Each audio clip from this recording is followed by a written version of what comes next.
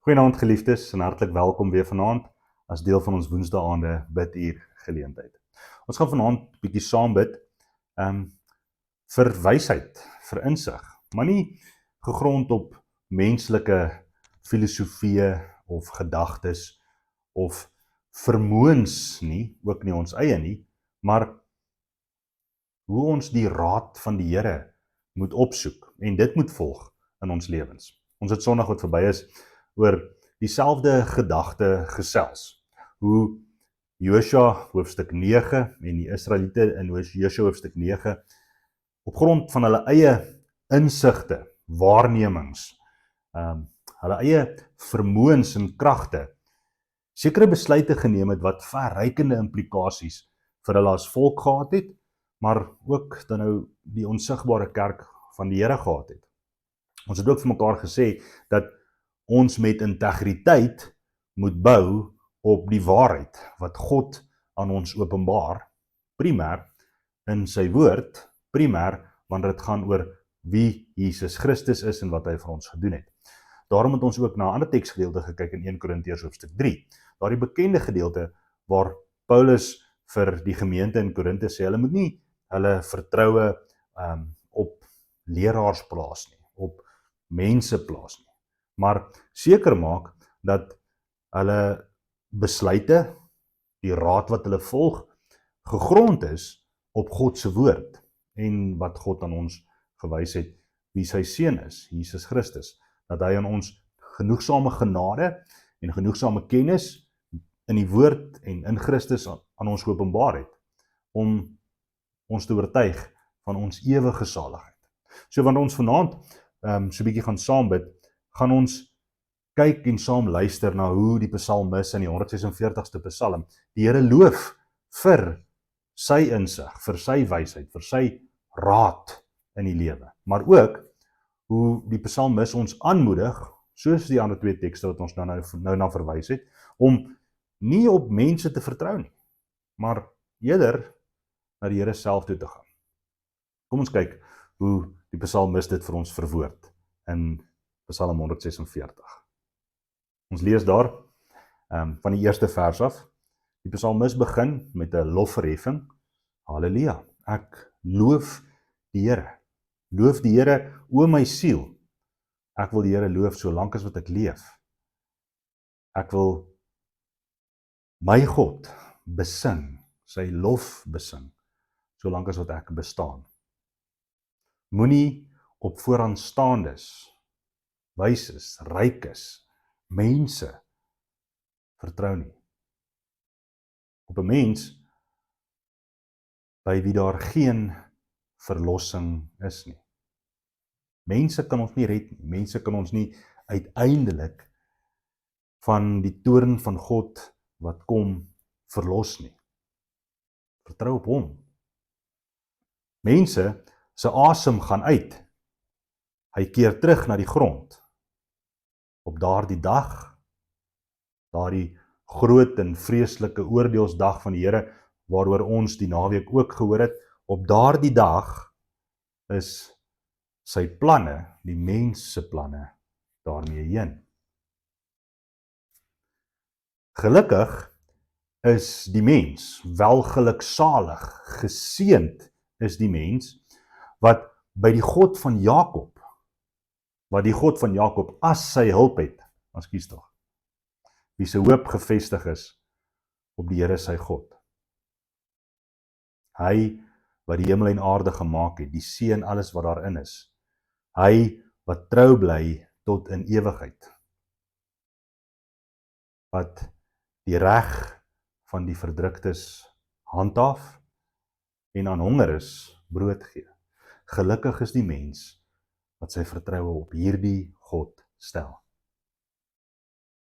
Die Here laat gevangenes vry. Die Here maak blindes se oë oop. Die Here rig die op wat te neergedruk is. Die Here het regverdigheid. Ons het daarna verwys as integriteit lief. Die Here beskerm vreemdelinge. Vaderloses en weduwees help hy op. Die randfigure, die wat verworpe is in die samelewing. Maar die pad van die goddeloses maak hy krom, moeilik.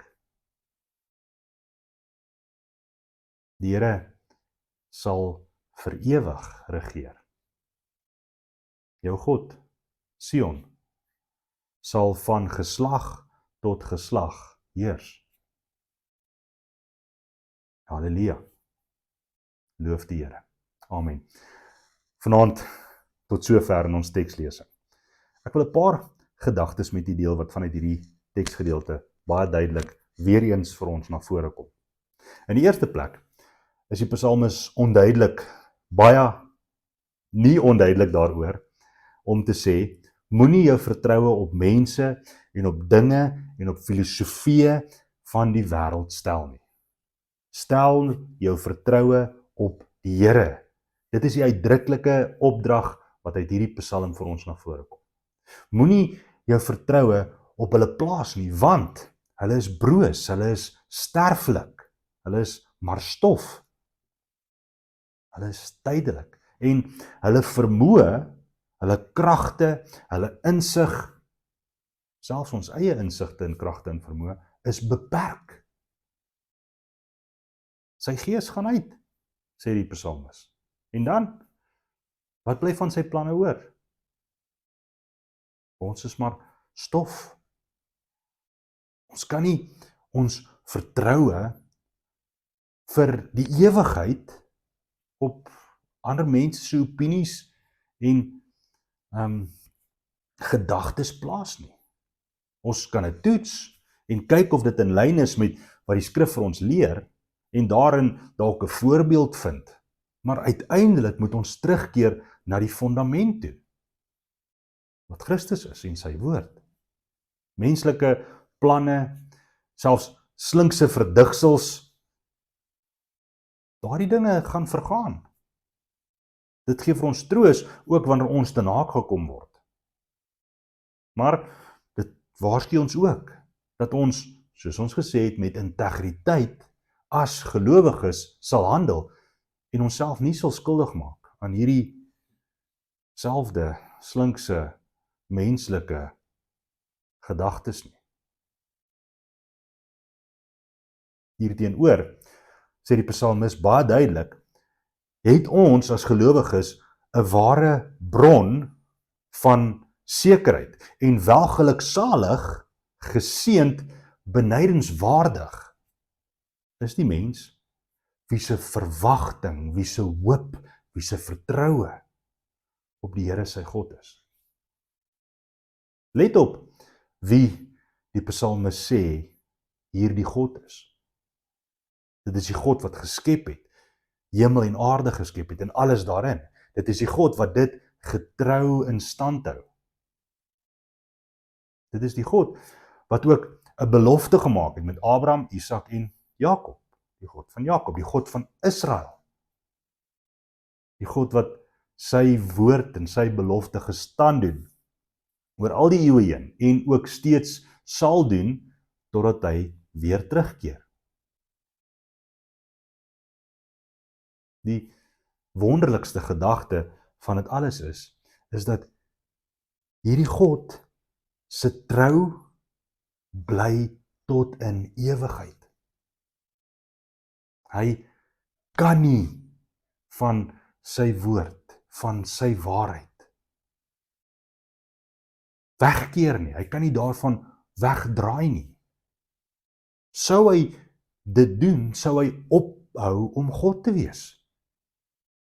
Sy karakter as die regverdige, as die genadige, as die liefdevolle God, wat 'n belofte gemaak het en nie kan lieg nie, dit dra ons sekerheid. Dit gee vir ons meer as net hoop.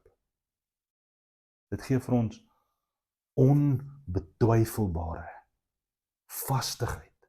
En daarom word hierdie beeld van die fondament, die rots wat ewig staan, deur die apostel gebruik. Daarom word dit telkens opgehaal deur skrif, hoe die Here 'n onwankelbare God is. En hoe sy woord vir ewig staan. Op sy woord kan ons vertrou. Dit is die fundament wat nie verander nie, wat nie skuif nie. Ons word herinner dat dit vir ons beteken dat ons met die regte materiale, met gebed en dissipline en geloofsvertroue en skriflesing en diensbaarheid as sy kerk moet bou op die fundament wat Christus is. As ons vir onsself wil sê en van onsself wil sê ons is God se tempel, dan kan ons nie met hooi, strooi en gras daarop bou nie, want wanneer die oordeel en die vuur kom, sal dit vergaan. Sal dit getoets word en dit sal verbrand. Maar as ons op die fundament bou, op God se verbondsbeloftes bou, op sy genade bou, op die persoon en die werk van Jesus Christus, ons lewens neersit en in volle vertroue by hom in afhanklikheid vir ons daaglikse krag, ons daaglikse brood, ons energie, wat ons nodig het, gaan soek, gaan vra in afhanklikheid, dan sal hy antwoord. Hy is 'n Vader wat nie vir sy seun 'n skorpioen sal gee as hy brood vra nie. Hy gee vir ons wat ons nodig het. Soms is dit nie maklik nie. Soms gaan dit met vorming gepaard. Ons verstaan nie altyd hoekom die Here skynbaar traag is om ons gebede te verhoor nie. Maar Petrus herinner ons dat die Here is nie so nie. Hy is geduldig met ons. Hy gee vir ons wat ons nodig het, sodat ons kan volhard. Hy gee vir ons sy gees, wat ons lei. Hy gee vir ons sy woord, wat ons bemoedig. Hy gee vir ons 'n gemeente, wat ons dra. Mag ons in hierdie dag, en in hierdie week, en in wat ook al nog kom, mag ons vertroue en ons hoop op hierdie onwankelbare fundament van Christus en sy woord bly plaas.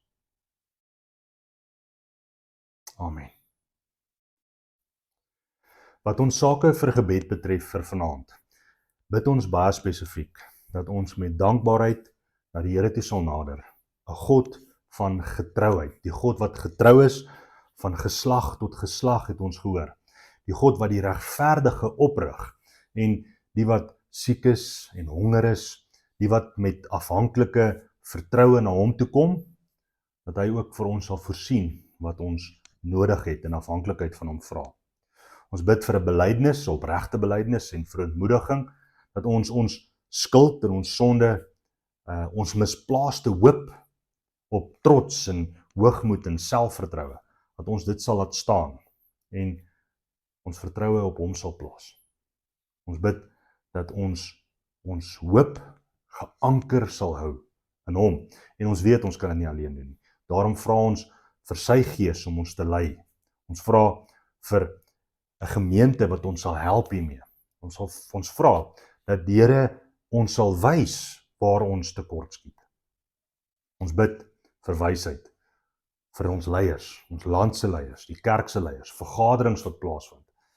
Hierdie week is die Koinonia vergadering weer, en ons vra dat die Here ons met wysheid ook daar sal seën. In ons werksomstandighede, dat die Here vir ons getroue, godvreesende leiers sal gee. So ook in ons skole, die mense wat met ons volgende generasie, met ons jong mense werk, ons eie kinders, wat ons in hulle hande los, dat die Here vir hulle sal insig en wysheid gee. Wêreldwyd bid ons dat die Here sal ingryp in die situasies wat heidaglik afspeel in die wêreld. daar waar daar oorlog is en gerugte van oorlog is, dat die Here sal vrede bewerk, ware vrede bewerk, sy vrede sal kom vestig.